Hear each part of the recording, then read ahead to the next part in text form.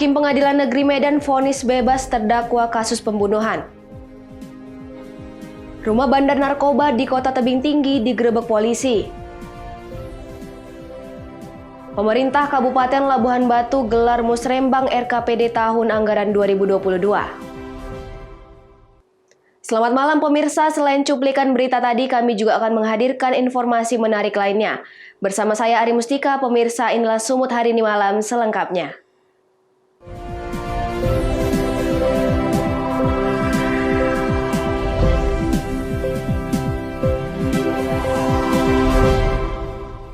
Kita ke informasi pertama pemirsa, kasus pembunuhan yang digelar di Pengadilan Negeri Medan, Sumatera Utara kemarin sore berakhir ricuh.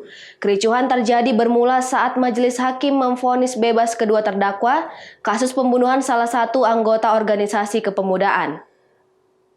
Beginilah suasana kericuhan di ruang sidang Pengadilan Negeri Medan Rabu sore kemarin. Puluhan orang yang menggunakan peci berwarna putih mengawal jalannya sidang kasus pembunuhan terlibat kericuhan. Masa yang mengawal jalan sidang pembunuhan tersebut memaksa masuk ke ruang sidang.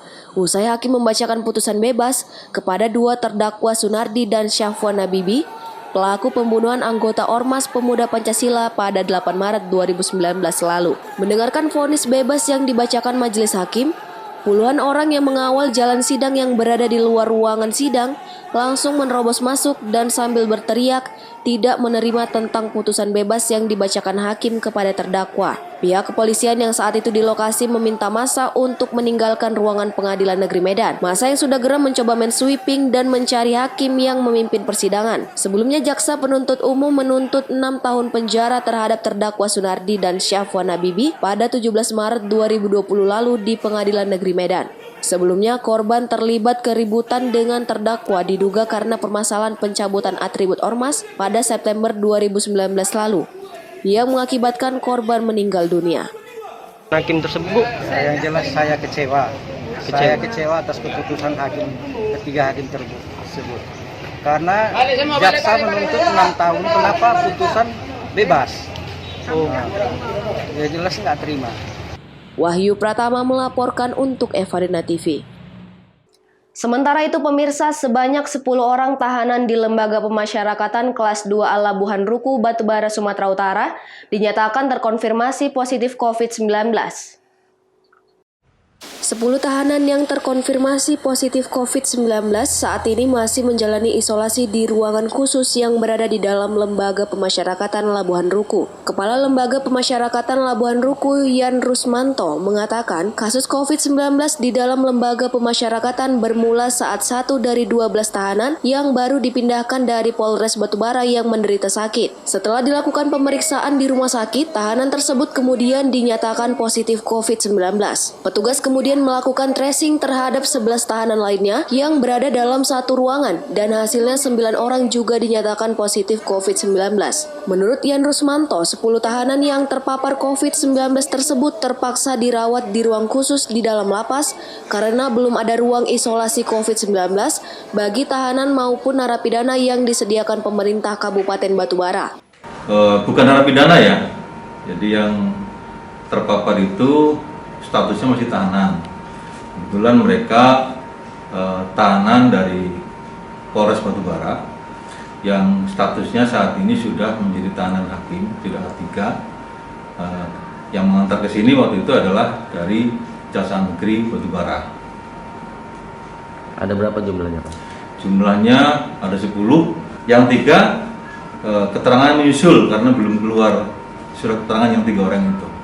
2 hari kemudian setelah itu menyusul surat dari gugus COVID bahwa yang 1 dinyatakan positif, yang 2 negatif. Nah, kemudian dari gugus COVID secara berkala setiap hari timnya datang ke sini untuk melakukan pengecekan dan pengontrolan terkait dengan kesehatan yang bersangkutan.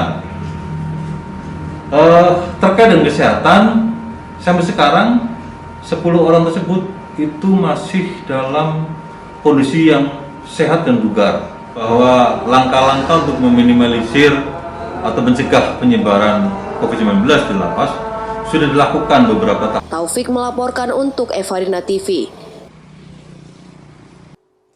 Informasi lainnya, pemirsa, Ketua Pengurus Wilayah Majelis Adat Melayu Sumatera Utara silaturahmi ke Tuan Guru Syekh Silau Laut dalam rangka mendamaikan dua kelompok suku yang sempat bertikai beberapa bulan lalu. Bupati Batubara Zahir yang merupakan Ketua PW MAPMI Sumatera Utara bersilaturahmi ke Tuan Guru Syekh Silau Laut. Dalam silaturahminya tersebut, Zahir juga ikut mendamaikan dua kelompok suku yang sempat dikabarkan terjadi pertikaian antara suku Melayu dan suku Jawa di Kecamatan Air Joman Asahan. Dalam perdamaian itu, para pemangku adat Melayu menepung tawari dengan setawar sedingin terhadap kedua belah pihak yang bertikai dan memberikan tengkuluk. Selain itu juga pemangku adat Melayu Asahan Tuan Haji Ibrahim Ali memberikan tausiah tentang kerukunan suku dan agama. Ketua PW MAPMI Zahir berharap agar semua pihak untuk dapat menjaga kerukunan antar suku bangsa, satukan hati dalam perbedaan. Dalam keadatan budaya Melayu, di mana tadi sudah disampaikan ada hal-hal yang membuat perselisihan, ya, sehingga perselisihan itu menjadi sebuah konflik masyarakat, konflik budaya, konflik antar suku, dan ini sudah berakhir ketika hari ini kita melaksanakan acara ini. Kepada seluruh umat Melayu, kepada seluruh suku-suku Melayu, ini sudah didamaikan secara musyawarah oleh abah kita, oleh orang tua kita, oleh bapak kita, oleh orang yang kita hormati. Taufik melaporkan untuk Evarina TV. Sumut hari ini masih akan kembali sesaat lagi, tetaplah bersama kami.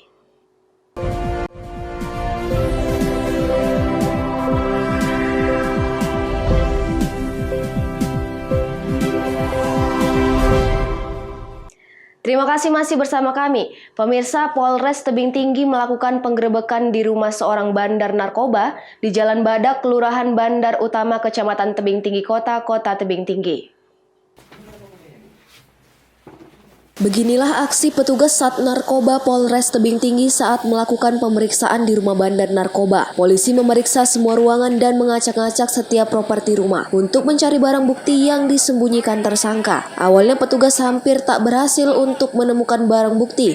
Namun setelah dilakukan pencarian ke seluruh ruangan, petugas akhirnya menemukan barang bukti disimpan tersangka di dalam kamar mandi. Barang terlarang ini ditemukan petugas di dalam pembuangan air di dalam kamar mandi. Penggerebekan dilakukan bermula dari adanya laporan warga.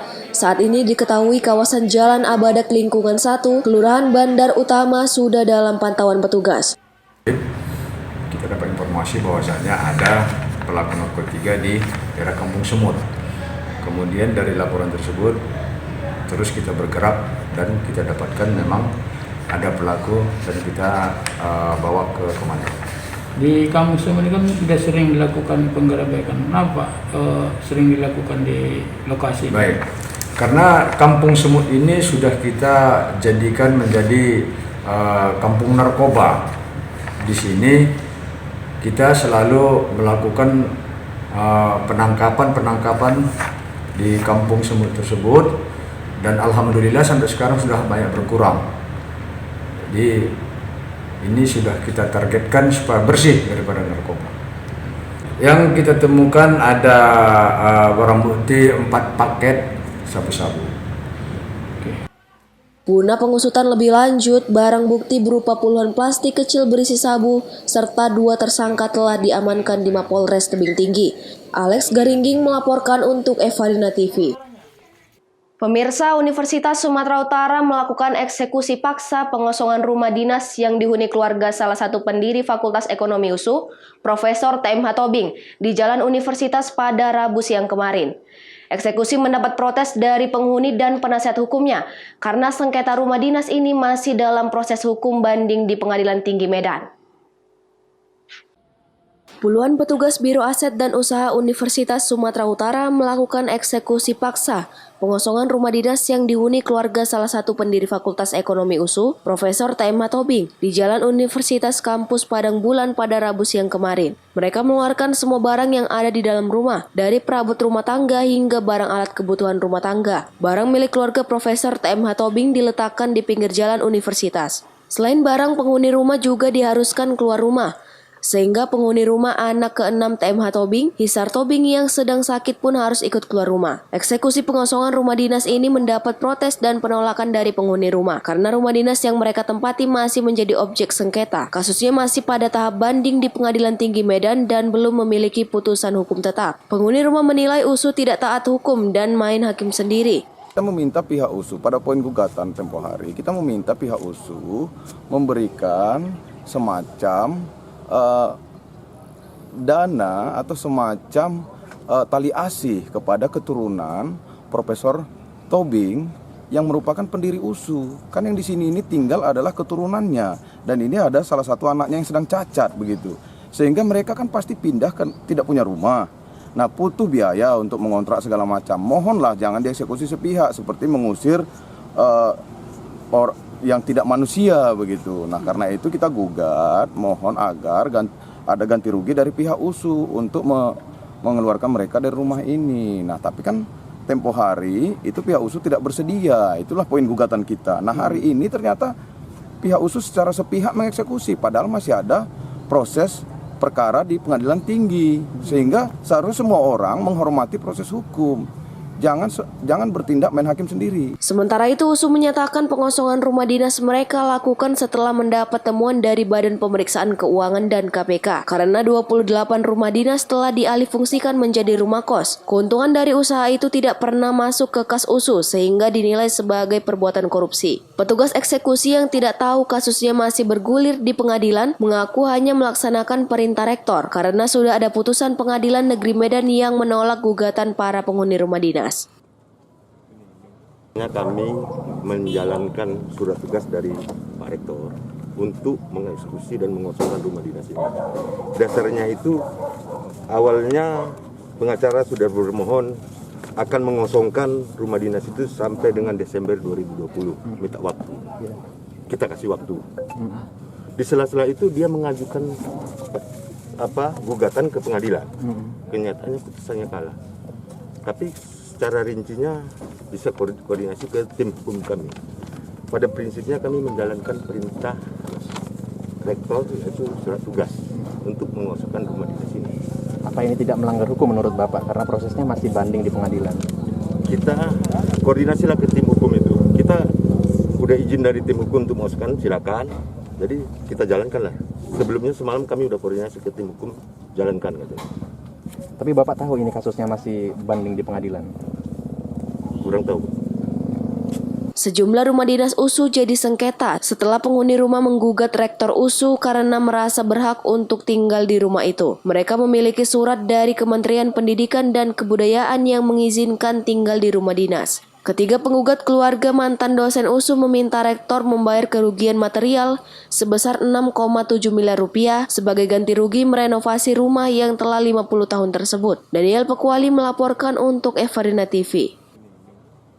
Pemirsa, terkait adanya wacana Kementerian Pendidikan dan Kebudayaan untuk melaksanakan kegiatan sekolah tatap muka pada bulan Juli mendatang, pihak Dinas Pendidikan Kota Pematang Siantar belum dapat memastikan kegiatan tersebut karena belum menerima petunjuk dari Gubernur Sumatera Utara. Kepala Bidang PAUD dan Sekolah Dasar Dinas Pendidikan Kota Pematang Siantar, Lusamti Simamora mengatakan pihaknya belum dapat memastikan jadwal kegiatan belajar mengajar secara offline. Meskipun adanya wacana terkait dimulainya KBM tatap muka pada tahun ajaran baru Juli mendatang. Sementara itu berdasarkan statistik penyebaran COVID-19 Kota Pematang Siantar, saat ini masih masuk dalam zona orange dan pemberlakuan pembatasan kegiatan masyarakat skala mikro. Dalam melaksanakan aktivitas sekolah sistem tatap muka harus mempertimbangkan situasi penularan COVID-19 di Kota Pematang Siantar. Hingga saat ini Dinas Pendidikan Kota Pematang Siantar mengaku belum menerima arahan spesifik dari pemerintah Provinsi Sumatera Utara mengenai kriteria yang harus dipenuhi dalam pelaksanaan kegiatan belajar mengajar tatap muka, baik dari sisi vaksinasi untuk tenaga pendidik maupun antisipasi pada situasi pandemi ini. Wacana dari pemerintah pusat tentu kan merujuk kepada SKB 3 Menteri yang kemarin dirilis per Desember 2020, bahwasanya itu diserahkan kembali ke daerah. Tentunya pemerintah atasan kita, pihak Provinsi Sumatera Utara melalui Pak Gubernur sudah menganjurkan untuk sementara belum dulu tatap muka. Jadi kita masih menunggu, belum ada wacana ataupun arahan ke kita untuk persiapan untuk tahun ajaran baru. Sementara PPDB, penerimaan peserta didik baru kan sudah akan kita lakukan nanti di bulan Juni mungkin kan nanti. Jadi kita tunggu dulu nanti informasi yang dari provinsi bagaimana kelanjutannya terkait dengan surat edaran gubernur ini. Jika nantinya kegiatan belajar mengajar tatap muka harus dilakukan pada Juli mendatang, Lusamti berharap pemerintah pusat sudah membuat mekanisme terkait pembelajaran serta tenaga pendidik yang ada di Kota Pematang Siantar sudah divaksinasi COVID-19 sehingga tidak adanya rasa was-was untuk memberikan pengajaran di setiap sekolah. Pentanews Sembiring melaporkan untuk Evarina TV. Sumut hari ini masih akan kembali sesaat lagi, tetaplah bersama kami.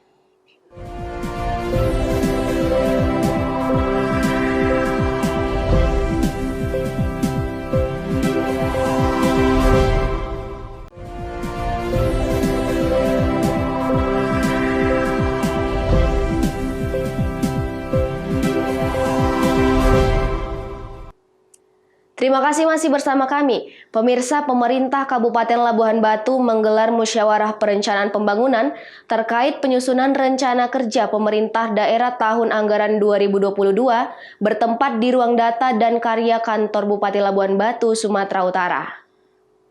Dengan mengambil tema percepatan pemulihan perekonomian sumber daya manusia dan pelayanan publik pasca pandemi COVID-19 menuju Labuhan Batu maju dan berdaya saing. Musrenbang ini juga berlangsung secara virtual melalui video conference guna menghindari kerumunan massa mengingat situasi pandemi.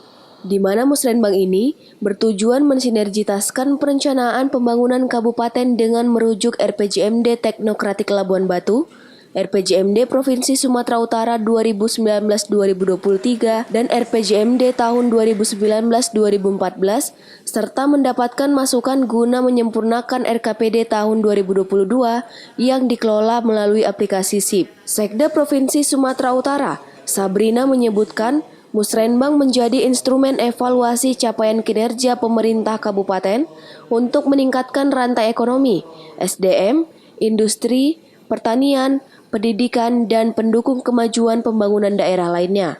Sebagaimana tadi yang sudah sampaikan, ini sebenarnya bagaimana Musrenbang ini kan merangkum semua usulan-usulan atau aspirasi-aspirasi dan juga melihat apa solusi terhadap permasalahan yang berkembang untuk tahun yang kita akan solusi tahun 2022. Jadi kita sudah sekarang.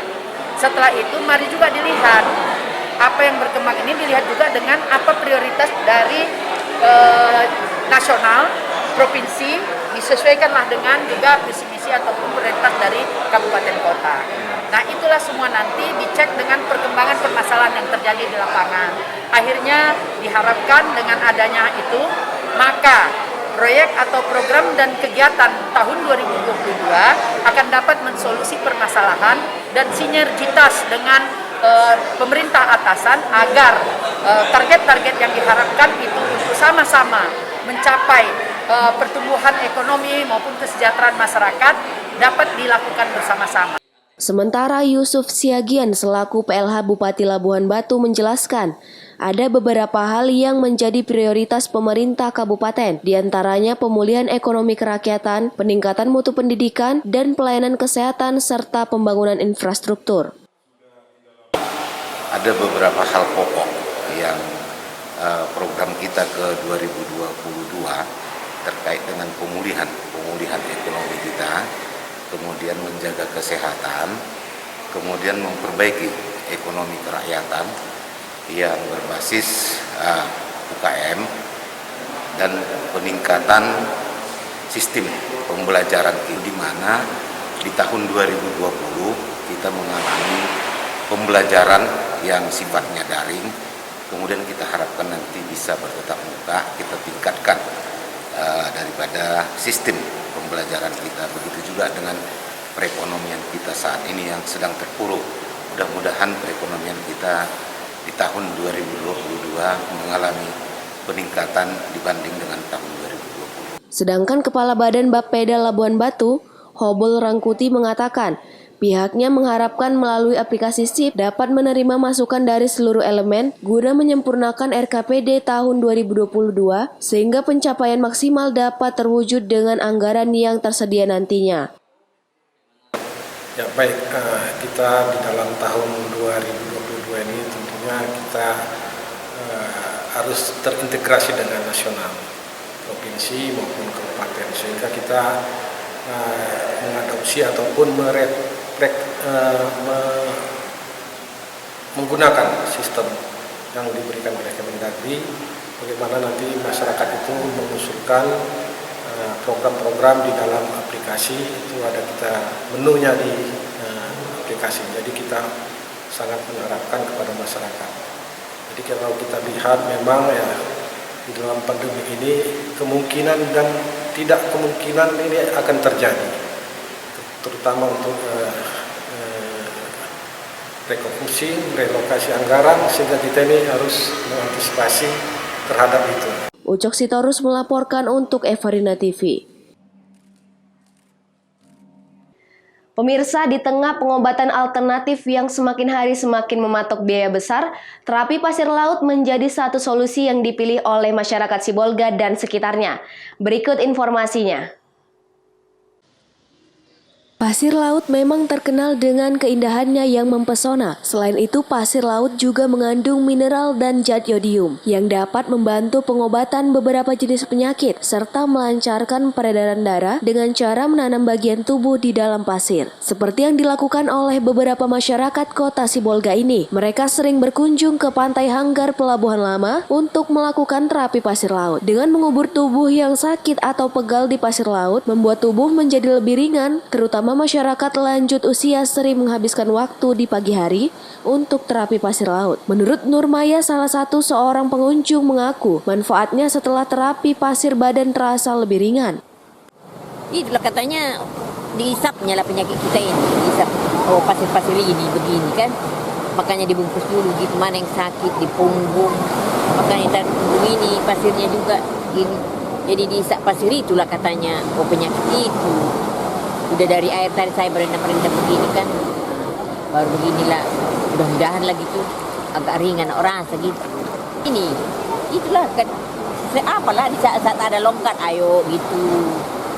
Itulah kalau ada longgar ini karena masih siang lah, cucu kan, yalah saya juga masih siang gitu lah. Makanya kami datang ke sini sebentar. Jadi bisa punya pasir-pasir itu gitu. Mudah-mudahan lah ada perubahan-perubahan kan. Terapi pasir laut memang lebih banyak diminati oleh kalangan lanjut usia, namun tidak sedikit para pemuda yang ikut menikmati keampuhan terapi pasir laut tersebut. Rizky Ramadan melaporkan untuk Evarina TV. Pemirsa, demikianlah rangkaian informasi dalam Sumut hari ini malam. Saya Rim Mustika mewakili kerabat kerja yang bertugas pamit undur diri. Terima kasih atas kebersamaan Anda dan sampai jumpa.